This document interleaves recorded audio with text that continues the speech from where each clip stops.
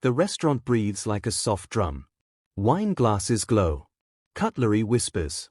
I balance a tray and steady my hands. Table 7 is the quiet storm, a billionaire banker, grey suit calm like deep water, eyes that do not wander. He orders wine. Merlot. 2015, room temp. His voice is smooth and final. I am Amora. My apron pocket holds a folded photo that I found by chance and could not ignore. It is an old picture, sun-faded, the edges chewed by time. A young man smiles beside a market woman carrying a baby tied to her back with a green wrapper. On the back of the photo, someone scratched a line. If you ever see him, tell him I kept my promise. I pour the wine. His hand rests on the table, steady as a tree. My heart runs. The chef yells from the kitchen, "Move, plates." I breathe anyway. I slide the bill holder near his plate. Inside, the photo waits like a quiet lion. He opens it. He looks, then stops, like his battery dies in a moment. The glass in his other hand hovers midair, trembling just a little. His eyes widen. Something old wakes up behind them, something he thought was buried in cement. He looks up at me. "Where did you get this?" "From a bookstall at the bus park," I say. "Sir, please flip it." He turns the photo over with careful fingers. He reads the line. The room feels like it holds its breath. The candles seem to listen. Even the AC hum pauses. His voice drops. "Who are you?" "I'm the girl who had to know," I whisper. "And I think you once knew my mother." He blinks. "What was her name?" The hook pulls tight. He does not drink. He places the wine down like it might break a secret. People laugh at other tables, forks sing, but our corner feels like a tunnel. The banker leans closer. "Say the name." "Her name was Necker," I say. The name rolls out like rain that waited too long. His lips part. He looks at the photo again, hungry for proof. The photo came to me in a strange way. Last week, I bought a second-hand book to keep my mind busy between shifts. Inside the torn cover, this picture slept. I almost threw it away. Then I saw the man's face, a younger version of the one in front of me. A small fire lit in my chest. He turns the picture again and again, as if the past will change angles for him. "Where is she?" "I don't know," I say. "But I know the wrapper. Green with tiny suns. I know the alley in the background. I grew up close to that market. And I know this," I point, "the scar on your brow. You fell off a bus stop rail once. The man at the stall told me." His jaw tightens. "Why bring this to me?" "Because a line on the back said you kept a promise once. And because I think another promise is unpaid." The manager's eyes cut from the bar. "Trouble." I pretend to refill water. The banker's voice softens. "Sit a moment. I could lose my job." He nods. "Then answer this. Does the baby have a name?" I swallow. "Amora." He shuts his eyes like a door closing on a loud street. The candle shivers. Outside, thunder rolls far away. "Then I am the man who owed you," he says. Everything tilts. I grew up counting hours by smoke and noise. Morning was chicken clucks, afternoon was danfo horns, evening was smoke from Mama's firewood rising in thin prayers. We lived in a room with a zinc roof that cried loud when rain came. Life had two rules: laugh when you can, run when you must. I learned to pour tea without spilling and read faces faster than books. People came and went. Some brought stories, some brought trouble. Mama kept a small wooden box with a green wrapper folded tight and a string necklace with a tiny brass key. She never told me much. She said, "Tomorrow is a place we walk to with small steps." At the market, old Madame Uju would pinch my cheek and say, "Amora, you don't look like your mother. Where did your father travel to?" I would shrug and make a face like a clown so she would laugh and give me an orange. Tragicomedy, I learned, is when you smile with wet eyes and pretend salt is sugar. Once, when I was 9, 2 men asked Mama for money she did not owe. She stood like a broom, thin, upright, stubborn. They pushed her. I grabbed a pepper bowl and flung it. The men screamed, sneezing and dancing. We laughed until we cried. Then we cried until we slept. That night, Mama whispered, "I am sorry, my child. I am still finding the road." Years later, I found the photo in a torn book at the bus park in Lagos. A note on the back scratched my heart.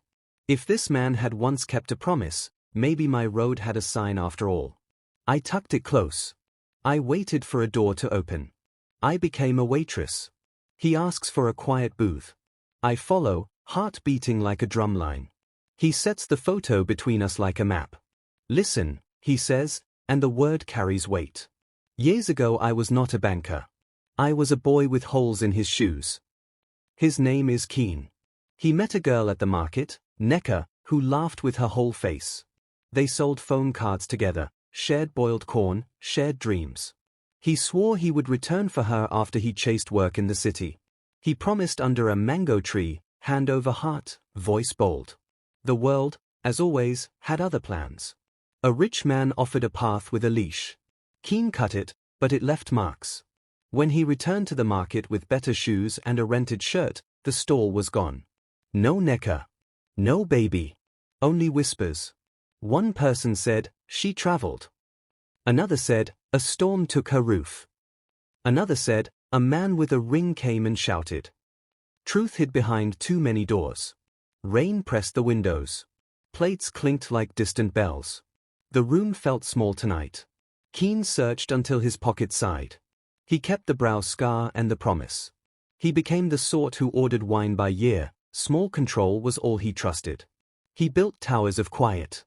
He never married. He kept her laugh in a mind drawer and tried not to open it. Now he taps the photo. "I broke something by leaving," he says. "I kept saying I would fix it when I was bigger. Then bigger came, and roads closed." I look at the baby on the woman's back. I feel my own backache. "Then open a new road," I tell him. The hook snags. The manager's shoes snap like teeth as he approaches. "Amora, stop chatting." Table 6 is waving their forks. His eyes dart to the photo on the table. Lightning touches his face. "What is this?" "A personal matter," Keen says gently. "Personal matters happen after closing," the manager snaps. "Not beside candles." I swallow my fear and pick up the jug. "I'll finish service," I say. My hands are steady. Inside, a riot. Keen's gaze finds me like a lighthouse beam. "Come back after your shift," he murmurs, voice low. "Please." I nod, then move. Plates, orders, whispers. The kitchen roars. Chef Musa barks with pepper. "Amora! These prawns are not actors. Move them." I laugh once, tight, and glide past a couple taking selfies with their soup. Tragicomedy is a tray that looks light but makes your wrist scream. Between tables, I keep seeing the photo. The woman's wrapper is green with small suns. My mother's wrapper is green with small suns. What are the chances? A number sits on the back corner of the photo, scratched faint, like someone wrote in a moving bus. I copied it on my arm in blue pen. I have not called. I do not know if I fear the truth or the echo. An hour drags. The manager watches me like a hawk. At last, the room thins. Chairs upside down on tables. Mop sigh. I return to the booth. Keen is still there, hands wrapped around the photo like it might fly away. "The number," he says. "Let's call it together." My chest thumps. The manager snaps the lights bright. "Amora! Clock out. Now." Keen stands. His shadow covers me like a shade tree. "Sir," I say. "I'm off at midnight." He nods once. The hook holds. Midnight spills like ink across the street. The restaurant hums into silence. I clock out, tie my hair, and step outside. Keen waits near the curb, not in a convoy, not in a show. Just a tall man under a tired streetlight, holding a phone like a fragile bird. We dial the number on the photo's back. It rings and rings. Then an old woman answers, voice like dry leaves. "Who is calling at this honest hour?" "My name is Keen," he says. "I'm searching for Neka." Silence. Shoes tap. A bus splashes through a puddle. "Neka," the woman repeats. "You are late, boy." "I know," he says, plain as bread. She sighs. Come to Old Harbor Market in the morning. Ask for idioma at the photo kiosk. Bring the picture. Bring courage. She hangs up like life is short and airtime is shorter. I breathe out. Keen leans on the streetlight. Thank you for not running, he says. I almost did. A black car rolls up, glossy as a beetle. The manager pops out, anger first. Amora! You don't leave with customers. Are you mad? Sir, I'm off duty, I say, jaw tight. Don't teach me rules, he shouts. This is my house. Keen steps between us, not loud, just sure. She is safe with me. The manager points a finger, hand shaking. A lion ring sits heavy on it, gold roaring under the light. My stomach flips. I've seen that shape. In the rumor about the man who shouted years ago. In a story Mama avoided. The lion. Go home, he says to me. I will, I reply. But not with fear. We walk away. The streetlight buzzes. Somewhere a dog laughs. Tragicomedy keeps the night warm. Tomorrow we'll speak. Morning brings bread smells and shouting prices. Old Harbor Market wakes like a crowded choir. Kiosks bloom open. Chickens debate. We pass tomatoes like new coins and second-hand shoes arranged by strange math. At the edge, a sky-blue kiosk, roof patched with tin and hope. An old woman adjusts her glasses. Her name tag says idioma in fading pen. She peers like we are hard words. Show me, she says. Keen slides the photo. Idioma smiles, then her smile leaves. Ah! She turns it, runs a finger over the scratched line. I wrote this. You. I breathe. Yes, she says. Necker was my neighbor. After you traveled, people came. A man with a lion ring banged on doors. He said you owed. He said the baby would pay for the debt by leaving. My God, Keen whispers. Idioma's voice cracks. We hid Necker and the child for a week. Then the storm hit. Roofs went flying. The lion man came in the rain with two others. We ran. In the rush, I grabbed a photo from her small box and stuffed it in a book, hoping someone would find the trail. She looks at me. I prayed that someone would be you. My chest stings. Me. She studies my face like a map. You have her mouth, she says softly. But there's more. She points to the photo's corner. Tiny writing I missed. 2 letters, F from Felix Musa, she says. That is the man with the lion ring. He worked near here before moving up. He liked to shout in bright daylight. Chef Musa. My kitchen chef. My boss's cousin. The world shrinks. Find him, Idioma says. Ask what he did with Necker. Keen's hands curl to fists. The hook bites down. We return to the restaurant before lunch rush. The kitchen is a storm of oil and laughter. Chef Musa swings a pan like a drummer. When he sees Keen behind me, his smile drops. What is this? He asks. A question, I say. About a man with a lion ring. Chef Musa freezes. The pan hisses like a snake. He darts a glance toward the office door where my manager, Felix, usually counts. Why? Because he shouted in Old Harbor years ago, I say. Because he took a child in the rain. Lies, Chef Musa says too fast. Keen steps forward, calm, heavy. We speak here or outside. Pots pause. Peppers smell quiet. Chef Musa swallows. Felix liked noise, he mutters. He wore that ring like a crown. He said a debt is a leash. He said moving the child was payment. Heat spikes behind my eyes. Where did they go? Bus park, Musa whispers. I drove them. He said it was family business. A woman crying. A baby on her back. A green wrapper catching rain. I looked away. I am not proud. The office door opens. Felix steps out, ring bright. Amora, why are you in my kitchen? I square my shoulders. To ask where you sent Necker. He laughs, hard. Are you crazy? Keen's voice is a velvet knife. Answer her. Felix sneers. Walk away. Or I fire her. Power cuts. Lights die. Smoke ghosts the room. Someone bumps a tray, plates crash like thunder. Keen grabs my hand and pulls me out the back door into blazing noon. Outside, heat slaps us, loud and honest like market noon today. Behind us, Felix shouts my name. In front of us, the road waits. The hook points forward. Felix's shouting follows us into the street, but the sun is louder. Keen's driver rolls up in a plain sedan. No flashy flags. No tinted drama. We slide in and head for the bus park, the one that smells like diesel and rain memories. The photo sits on my lap, hot as a coin. The park is a puzzle of buses, hawkers, and men waving fists to sell seats. We ask around. Most people shrug. Some stare at Keen like he is a TV. Then a ticket seller with grey at his temples points with his chin. You asking about a lion ring man? He used to stand there, under the torn umbrella. Always loud. Always sure. He moved a girl and her baby during the big storm years ago. Where? I ask. My voice comes out too fast. To the riverside, he says. To a woman who keeps a row of rooms. She calls herself Madam Peace, but she carries thunder. He spits sideways. People owe, she eats. Keen's jaw hardens. Name of the street. Fisherman's Row, he says. Blue gate with a crooked fish painted on it. We thank him. He takes the photo, studies it, then presses it back like it is holy. I remember her crying, he whispers.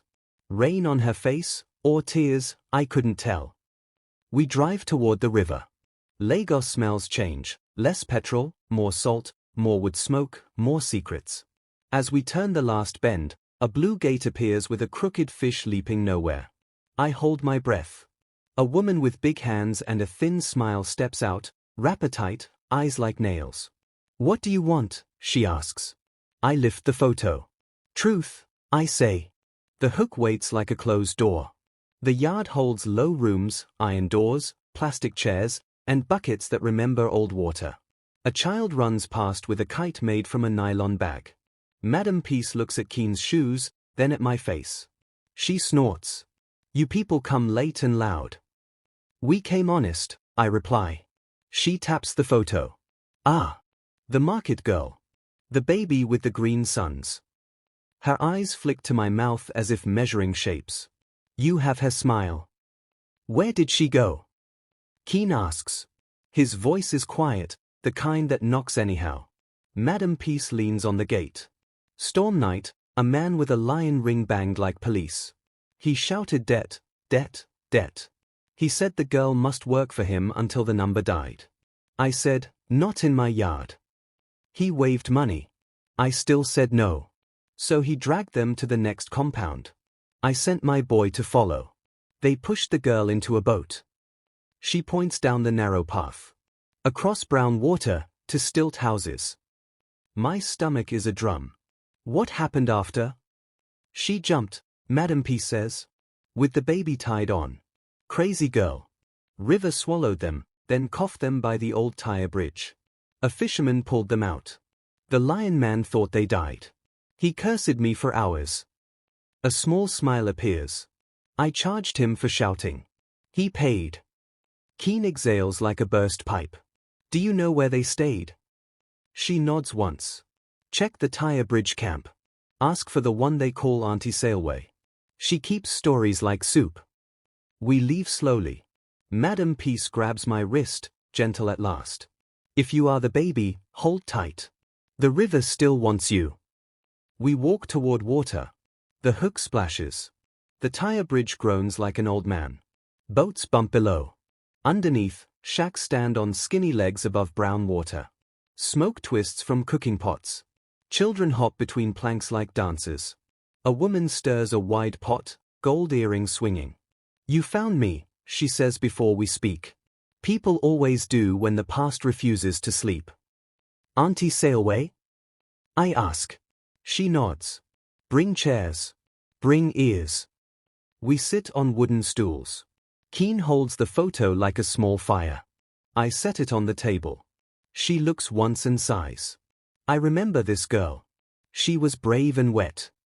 She jumped with the baby, I say. She flew, Auntie replies, smiling. I dried them by this same fire. The man with the lion ring came later with 2 dogs and a loud mouth. He said, where is Essie? I fed the dog's bones. I fed him silence. What happened to Necker? Keen asks. She stayed until fever came, Auntie says, voice soft. Water cough, roof leak, too many wet nights. I took her to a small clinic. Nurse F prayed with medicine. The baby laughed, loud like a drum. Your mother had a joke in every breath. She looks at me. Yes, I know who you are. I knew the mouth. I knew the eyes.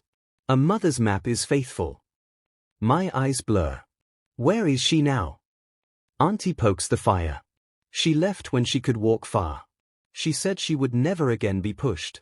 She went upriver, to the dry side, to work in a laundry behind a church where the bell rings late. She carried a brass key on a string. Keen lifts his head. The brass key. Mama's string. We stand. The hook clinks like metal on tile. The church sits on a small hill with paint that remembers better days. Behind it, a tin-roofed laundry breathes steam into hot air. Lines stretch like tired arms. Shirts flap messages I can't. A woman with quick hands scrubs a collar like she is chasing a ghost. She looks up. Yes. We're looking for a worker named Necker, I say. The woman snorts. Half of Lagos is Necker. She studies my face, then blinks. But only one had eyes like yours. She left months ago. My heart trips. Left for where? Deeper upriver, she says. A farm road near Ketu Waters. She said she wanted dry land and quiet roofs. The bell rings late, as Auntie said. Sound drifts over steam like a bird. Keen steps closer. Did she ever mention a man with a lion ring? The woman shivers. He came once, asking with his hands. We chased him with hot water. She smiles like a small victory. He did not return. We turn to leave. A girl my age steps from behind a stack of sheets. Her name tag reads Ada. She whispers, wait. I kept something. She told me to give it to a girl with eyes like water. She reaches into a plastic bag and pulls out a cloth bundle. Inside, a threadbare green wrapper with tiny suns, and a folded paper with a smudge of ink. My fingers shake. The paper says, in my mother's careful hand, if you find this, I am still walking. Keep the key. It will open more than doors. Keen's eyes shine. She knew. Ada touches my arm. Go. But be quick. 2 men came earlier. One wore a lion ring. He asked for you. Fear and fire race together. The hook tightens. We step into afternoon heat. The road shivers. A black SUV idles near the gate like a dark idea. 2 men lean on it, arms folded. One wears the lion ring. Felix's face swims in the glare and sharpens. Amora, he calls, mean. Come here. Keen shifts, solid as a wall. No. Felix smiles like a blade. You forget who pays you. I remember who owes me, I say, surprising myself. He steps closer, ring catching sun like fire. Give me the photo.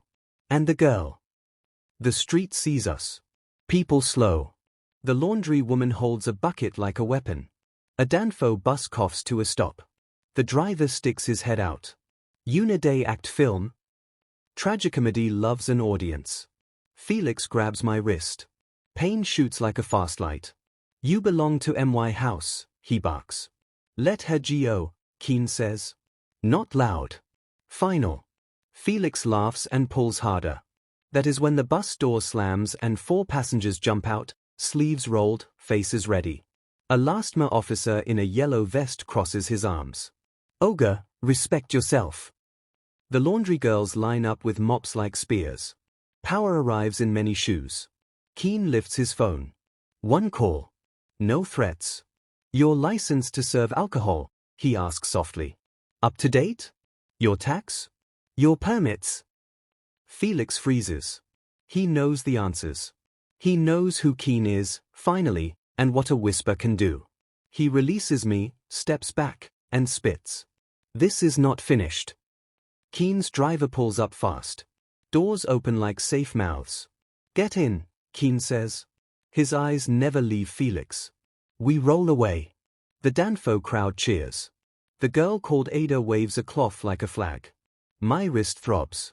My chest burns. The hook rides with us. Key Waters is a place with a name that argues with itself. The road is dust. The air is river. Goats chew a poster of a missing phone. We pass plantain stands and a truck stuck in dry mud. The driver waves, cheerful. Push small. We laugh, then push, then he blesses us with soda and curses for the road. We find the farm track by a broken sign that reads KEUWATRS. A bell rings far, late again.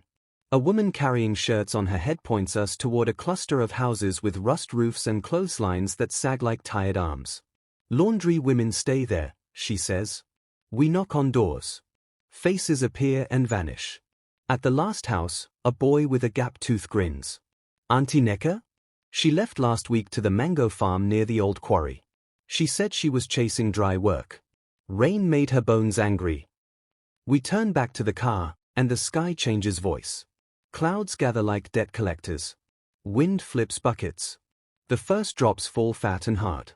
In a minute the road is a brown river trying to remember the sea. A child slips near a drain. I run and catch him. My feet skid. The water takes my ankle like a hand. Amora! Keen shouts. I lose balance, slide toward a culvert. The world tilts.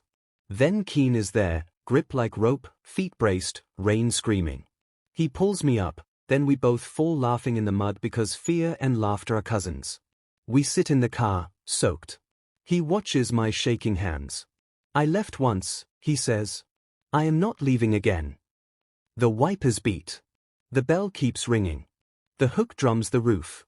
The storm leaves behind clean air and stubborn puddles. We follow a red track to the mango farm. Trees stand like patient aunties holding green lanterns. Boys shout and drop fruit into blue buckets. At the edge, the old quarry waits, a wide mouth filled with rain like a second sky. Wind at the lip sings a thin song. A woman in a yellow scarf watches us with a guard dog that is all bark and no courage. You are looking for someone, she says, not asking. Necker, I reply. Laundry worker. Quick laugh. Brass key on a string. She nods slowly. She worked here 2 days each week. Paid on time.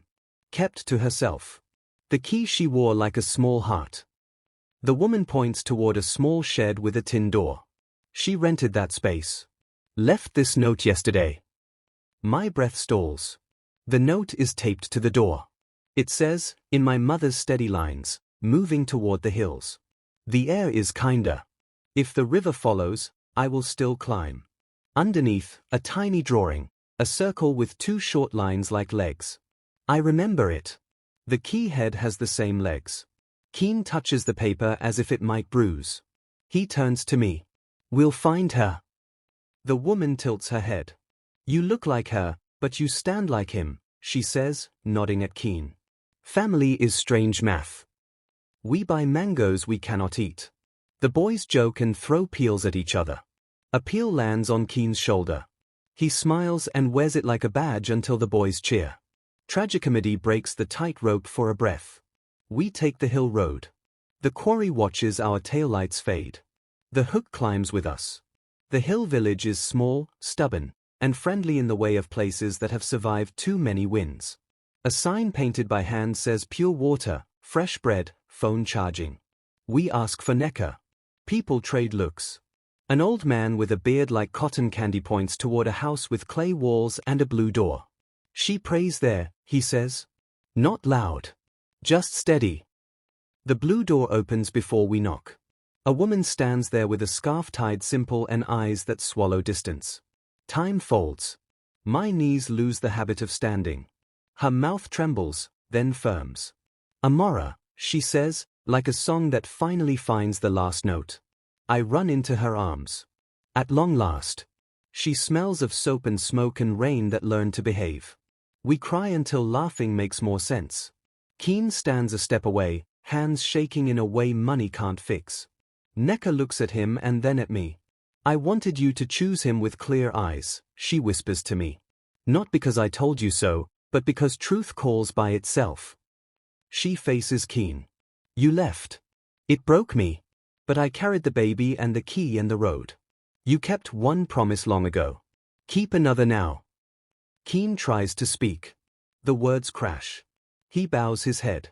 I am sorry. I am sorry. It fills the room like good rain. Necker touches his brow scar. I always knew you by this map. I bring out the photo. She laughs softly at her younger face. She flips it and taps the letters. FM? People told you it was a man. It was me. Find me. The room stops. Everything shifts. The hook glows like a lamp. We share bread, tea, and quiet. Necker tells us small things, how the laundry bell made time slow, how the hill wind taught her to breathe. Then a motorbike coughs outside. Two men step off, eyes sharp. The lion ring flashes in the doorway like a bad memory. Felix smiles without heat. You run far, he says to Necker. Debt runs faster. Necker steps forward. I owe no man. Felix waves a paper like a flag. You owe my cousin. Sign or follow me. No, I say, louder than I expect. Keen's voice is calm iron. Leave now. Felix laughs. You? Banker? You think money scares me? He clicks his tongue. I scare money. Neighbors gather. Hill folks stand with arms folded, faces steady. The old man with the cotton candy beard lifts his walking stick. Respect the house, he says. Felix grabs Necker's arm. The air changes. Keen moves, but the guard dog from the mango farm moves first, slipping in like a small brown storm. He clamps his jaw on Felix's trouser and pulls. Felix yelps. The neighbors laugh once. The men reach for their belts. I shout, don't touch her. Keen takes out his phone again. One message. No noise. Within minutes, 2 pickups arrive, not with sirens, but with union men from the markets and transport lines, faces I saw in the bus park. The ticket seller with grey temples steps forward. Ogre, go home. Felix calculates and loses. He drops the paper. He kicks at the dog and misses. He points at me. I will finish this later. Keen steps between us. You already did, he says. It's over. Felix's ring catches sun once more, then disappears down the road. We close the door. The hook breathes in the silence. Night lays a soft cloth over the hill. We sit with lantern light and a bowl of mango slices. Necker's hands are quieter now. Keen watches the flame like he is learning a new alphabet. At last he speaks. Let me help. House, work, safety. Whatever you choose. No debts. No strings. Just what I should have done. Necker tilts her head. Money is loud. Dignity is soft. I want the soft sound. He nods. Tell me the soft way. Stay, she says. Not forever in one room. Stay in our lives. Learn how Amora takes her tea. Learn where my roof leaks. Learn where I hide spare keys. Learn my laugh again. Keep showing up. He breathes out. I can learn that. I look between them and feel a strange, warm ache. It is not the ache of lack. It is the ache of pieces moving toward their place. Still, drama has its own shoes. What about me? I ask, half smiling. I am a waitress with a line problem and a mother who can cook fire. Necker grins. You are also a singer who hides her voice. Do not deny it. I blush. Keen blinks. You sing? Only when nobody listens, I say. He thinks. Then I will listen. His words land soft and heavy at once.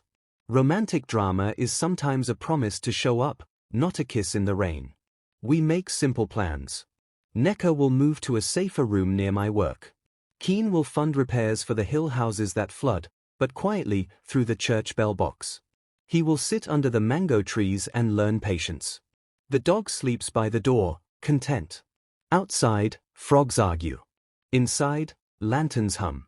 The hook leans toward morning. Weeks turn like pages. Necker moves into a small room above a tailor's shop. We fix the roof with hands, laughter.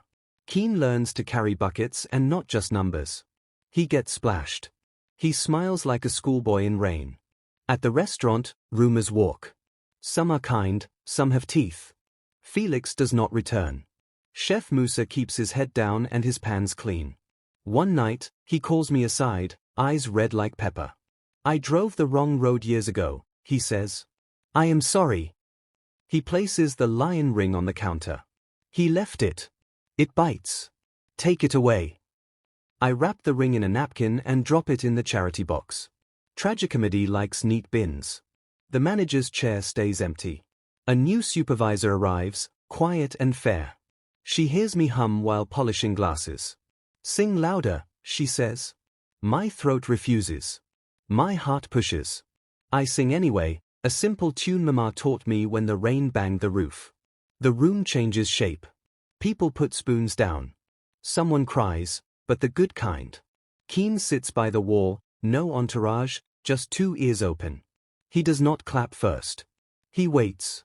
The room claps by itself, then he joins, smiling the way a father smiles when a road brings his child home. After closing, we share suya by the curb. He says, so, the plan, a small music night on Thursdays. Not fancy. Clean mics. Fair pay. I nod. Fear and joy shake hands. A man with a guitar case hears us and grins. You need backup, he asks. Maybe, I say, laughing. Necker texts, proud of you. Lock the back door. I do. The hook holds a note in the air. The first music night smells like pepper soup and chants. Lanterns hang like low moons. People come early, not for wine, but for a story they can hum. I step to the small stand with my mother's brass key. My hands shake, but my voice remembers the road. I sing of water that did not win. I sing of a lion ring that lost its roar. I sing of a girl carried on a back tide with green suns. The room listens like fields to the first rain. The guitarist keeps time well. We are not rich, but the room feels full. After, Keen gives a small nod that carries a mountain. Necker waits by the door, eyes bright. We walk home under a sky that forgets to be cruel. At the stairs, she points at a tiny padlock on an old wooden box. I kept this for years, she says. I never had the code. I lift the key. It slides in like memory. It turns. The box opens with a sigh. Inside, a letter to me, written long ago. A small bracelet of cowrie shells. A note for Keen, short and sharp, show up. We laugh. We cry. Tragicomedy holds both hands. Weeks later, Felix passes and does not enter.